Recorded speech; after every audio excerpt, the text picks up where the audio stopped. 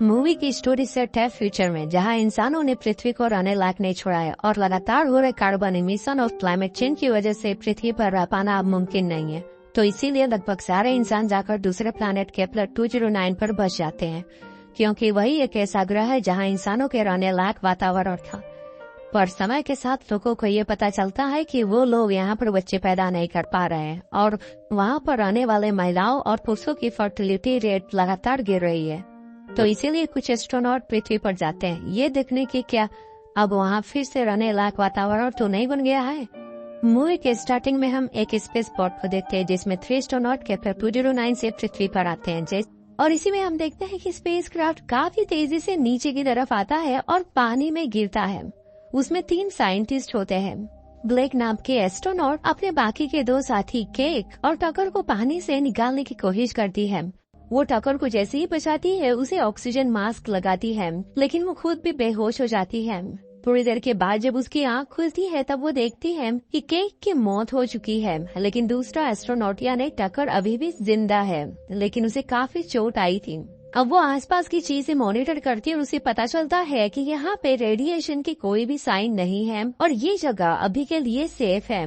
इसके बाद अब ब्लेक इस जगह में लाइफ ढूंढने की तलाश में थोड़ी दूर चली जाती है और वो देखती है कि कुछ वाटर एनिमल्स प्रोड्यूस कर रहे थे। टकर और ब्लेक माइक्रोफोन से कनेक्टेड थे। टकर ब्लेक को अपने फर्टिलिटी टेस्ट करने को कहता है क्योंकि यहाँ कोई रेडिएशन नहीं था और ब्लेक अपने बायो किट निकाल कर टेस्ट करने लगती है, लेकिन वो निगेटिव आता है। कुछ ही देर में हर जगह कोहरा छा जाता है और टकर उसे वापस आने को कहता है, लेकिन ब्लेक टकर को कहती है कि उसे कुछ साफ दिखाई नहीं दे रहा है।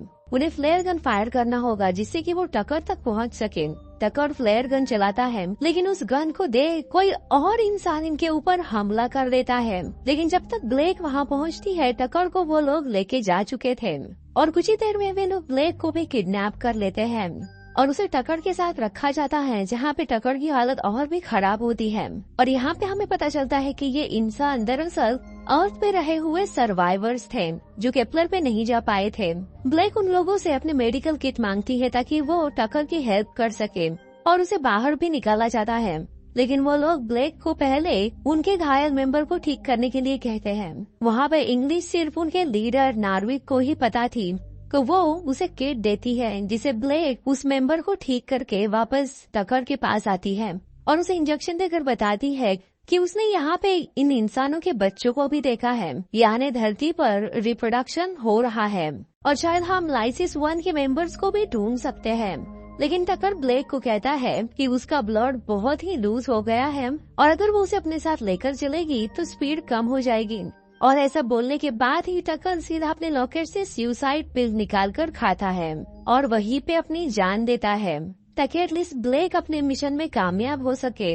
और यहाँ पे हमें पता चलता है कि लाइसिस 1 जो कुछ सालों पहले छोड़ा गया था उसमें ब्लेक के पिता थे जिन्हें ढूंढने के लिए ब्लेक अर्थ पे आई थी। ब्लेक के पिता उसे अर्थ के बारे में बताया करते थे और जब वो छोटी थी तभी वो अर्थ पे आए थे। अब प्रेजेंट में हम आते हैं जहाँ पे ब्लेक एक डरावने सपने से उठती है और आसपास जो बच्चे रहते हैं वो उसका मजाक उड़ाते हैं और उस पर पानी गिराते हैं। लेकिन वहाँ पे माइला नाम की एक बच्ची रहती है जो ब्लेक से बात करने की कोशिश करती है। ब्लेक उसे ड्राइंग की मदद से समझाती है कि वो दूसरे प्लैनेट से आई है और उसे अपना रेड बॉक्स चाहिए।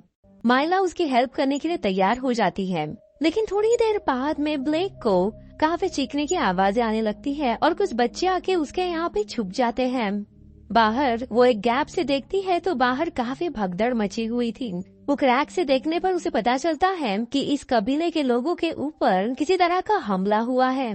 उसे सामने माइला भी दिखाई देती है जिसके हाथ में रेड बॉक्स होता है। तभी एक बच्चा वहाँ पे रोने लगता है, इसीलिए ब्लेक नीचे उतरकर उसे अपने गोदी में लेती है और पहली बार उसे मदरहुड का एहसास होता है। थोड़ी देर के बाद सब कुछ शांत होता है और तभी कबीले के लीडर नार्विका के सबको बाहर निकालती है और वो माइला को ढूंढने लगती है। और यहाँ पता चलता है कि माइला नार्विक की बेटी है। माइला ढूंढने पर भी नहीं मिलती, यानी जो भी लोग आए थे वो माइला को किडनैप करके लेके गए थे। नार्विक अब फ्लेयर गन से माइला को लेने के लिए निकल जाती है और उसके पीछे ब्लेक भी चलने लगती है। थोड़ी दूर से आ रही आवाज से ब्लेक और नार्विक को वो लोग मिल जाते हैं, लेकिन दोनों भी दूर से उन लोगों को देख रहे थे जो कि जबरदस्ती लोगों को बोट में भर रहे थे। नार्विक ये देखकर फ्लेयर गन उनकी तरफ मारने लगती है, लेकिन ब्लेक उसे समझाती है कि इससे उनको कोई भी नुकसान नहीं होगा, बल्कि वो लोग उन्हें पकड़कर लेके जाएंगे। नार्विक उसकी बात नहीं सुनना चाहती। ब्लेक उसे मार गिराती है। अब ब्लेक फ्लेयर गन का यूज करके उन्हें डिस्ट्रैक्ट करती है और अपने स्पेसशिप के पास पहुंचती है। फिर वो अपना रेड बॉक्स निकाल कर छुप जाती है क्योंकि वो लोग लौट आए हैं। अब और कोई रास्ता न पाकर ब्लेक उसी शिप में छिप जाती है जिसमें दूसरी लड़कियों को रखा गया है। कुछ देर बाद शिप एक अजीब जगह पर रुकता है। वो लोग इन्हें कुछ बड़े शिप्स के अंदर लेके जाते हैं। लगता है ये शिप्स परमानेंटली यही रखे जाते हैं। शिप्स के अंदर कई गार्ड्स होते हैं और वे इन्हें एक लाइन में खड़ा करते हैं। उनका बॉक्स पेलिंग वहां कर सभी को चेक करता है और कुछ लड़कियों को चुनता है। एक छोटी लड़की को वो अलग कमरे में भेजता है। ब्लेक की गन देखकर वो चौंक जाता है और उसके बारे में पूछता है। जवाब न मिलने पर वो ब्लेक के पास आता है और उसका लॉकर देखकर उसको एक अलग कमरे में जाने को कहता है। वहाँ नेल नाम का एक लड़का पूछता है कि क्या तुम एस्ट्रोनॉट हो? तभी गिब्सन नाम का आदमी कमरे में आता है। वो कहता है कि मैं कब से तुम्हारा इंतजार कर रहा था। दरअसल मैं भी कैप्टर से आया था। तुम्हारे अलावा तुम्हारे मिशन के सभी लोग मारे गए हैं। सिर्फ तुम ही कैप्टर को मैसेज भेज सकती हो। अब ब्लेक उससे अपने पापा के बारे में पूछती है तो वो बताता है कि जब तुम्हारे पापा यहाँ आए तो वो पृथ्वी के सर्वाइवर से बहुत क्लोज हो गए थे और उन पर विश्वास भी करने लगे, लेकिन जब उन्होंने कैप्टर को मैसेज करने की कोशिश की तो सर्वाइवर से उन्हें खत्म कर दिया। ये जानकर ब्लेक बहुत दुखी होती है। तभी नेल फिर वहाँ पर आ जाता है। वो ब्लेक से बात करना चाहता है, लेकिन गिब्सन उसे उसकी माँ के पास भेज देता है। वो ब्लेक को बताता है कि हमने नेल को एडॉप्ट किया है। फिर वो ब्लेक को उसके पापा के प्लान्स और एक्सपेरिमेंट्स के बारे में बताता है और वे अब भी उन प्रोजेक्ट्स पर काम कर रहे हैं। ब्लेक देखती है कि वहाँ के टर्बाइंस उस एरिया के लिए पावर जनरेट करते हैं। वो कहता है कि तुम्हें जल्द से जल्द कैप्टर को इन्फॉर्मेशन भेजनी होगी ताकि हम इन सर्वाइवर से बदला ले सके। पृथ्वी के सर्वाइवर से हमारे मिशन के हर मेंबर को मार डाला। अगले दिन ब्लेक देखती है कि पृथ्वी पर रहने की वजह से उसकी महामारी शुरू हो गई है। वो बड़ी खुश होती है और उसका बायोलॉजिकल प्रॉब्लम ठीक हो गया है। फिर वो एक स्कूल में जाती है जहाँ पर गिब्सन बच्चों को पढ़ाता है। बच्चों को देखकर वो बहुत खुश होती है। वहाँ ब्लेक उस लड़की को देखती है जो रेड बॉक्स निकालने में उसकी मदद करना चाहता था। उसको देखकर ब्लेक को जरा शक होने लग जाता है। वो जानना चाहती है कि यहाँ हो क्या रहा है। फिर वो उस जगह को एक्सप्लोर करती है तो देखती है कि नील अकेले में कुछ पढ़ रहा है। ब्लेक उसके पेपर्स देखती है। वो ब्लैक से कई सवाल पूछता है और उसके जवाब सुनकर उसे लगता है कि ये तो बहुत इंटेलिजेंट है। फिर वो ब्लैक को एक सीक्रेट बताना चाहता है। वो अपना पौधा दिखाता है और कहता है कि एक आदमी ने मुझे बताया कि आज का पौधा किसी दिन बड़ा पेड़ बनेगा। अब ब्लैक के पापा भी उसे इसी तरह की बातें कहा करते थे। नील बताता है कि जिस आदमी ने मुझे ये सिखाया है उसे सीक्रेट रूम में बंद करके रखा हुआ है। अब ब्लैक को यहाँ कुछ टाल में काला नजर आता है और वह एक टॉर्च के साथ उस शिप का मैप लेकर इंजन रूम की तरफ जाती है जिसके बारे में नील ने उसे बताया था। जैसे ही वह वहाँ पहुँचती है गिब्सन भी वहाँ आ जाता है। ब्लैक इंजन के रूम के अंदर देखकर शॉक हो जाती है क्योंकि वो उसके फादर थे। वो गिब्सन से पूछती है कि उसके फादर को ऐसे क्यों रखा गया है, जिस पर गिब्सन कहता है कि उसके फादर ने एक मर्द की औरत से शादी की और वो इस मिशन के बारे में भूल गया। अब आगे ब्लैक उसे वो डोर खोलने को बोलती है। ब्लैक अंदर जाके ये पूछती है कि उसके फादर ने ऐसा क्यों किया, जिस पर उसके फादर सिर्फ सॉरी बोलते हैं। इसके बाद ब्लैक वहाँ से चली जाती है। आगे ब्लैक शिप के ऊपर खड़ी रहती है। तभी वहाँ गिब्सन भी आ जाता है। ब्लैक को समंदर के बीच एक हब दिखाई देता है जो एक वेदर स्टेशन था। ब्लैक कहती है कि वो बायोमीटर और उस वेदर स्टेशन की मदद से केपलर से कम्युनिकेट कर सकती है। आगे गिब्सन कहता है कि वो केपलर को क्या इन्फॉर्मेशन देगी उन्हें, जिस पर वो कहती है कि यहाँ आने के बाद उसके फर्टिलिटी इशू चले गए हैं और उसका रिप्रोडक्टिव सिस्टम नॉर्मल हो चुका है। ये सुनकर गिब्सन कहता है कि वो बायोमीटर को जरूर ढूंढ लेगा। अब रात हो जाती है, सब डिनर करने लगते हैं। तभी अचानक वहाँ की लाइट चली जाती है और गार्ड के चिल्लाने की आवाजें आने लगती हैं। तभी अचानक एक गार्ड आकर गिब्सन से कहता है कि एक मर्द घुसपैठिया उनके शिप के अंदर घुस चुका है। गिब्सन ब्लैक को वहीं रुकने को बोलता है और सभी गार्ड्स को शिप की तलाशी लेने को बोलता है। ब्लैक गिब्सन के बातों को अनसुना कर शिप के नीचे चली जाती है जहाँ उसे नार्विक दिखती है। नार्विक ब्लैक को बंदी बनाकर पूछती है कि उसकी बेटी माइला कहाँ है, जिस पर ब्लैक उसे माइला के रूम में लेकर जाती है। तभी अचानक गार्ड आकर नार्विक को मारने लगते हैं और वे उसे पकड़ कर ले जाते हैं। आगे हम देखते हैं कि एक गार्ड गिब्सन के पास बायोमीटर का बॉक्स लेकर आता है। जब गिब्सन उस बॉक्स को खोलता है तो उसमें बायोमीटर नहीं रहता, जिस पर गिब्सन गार्ड्स और ब्लैक को उस बायोमीटर को खोजने के लिए कहता है।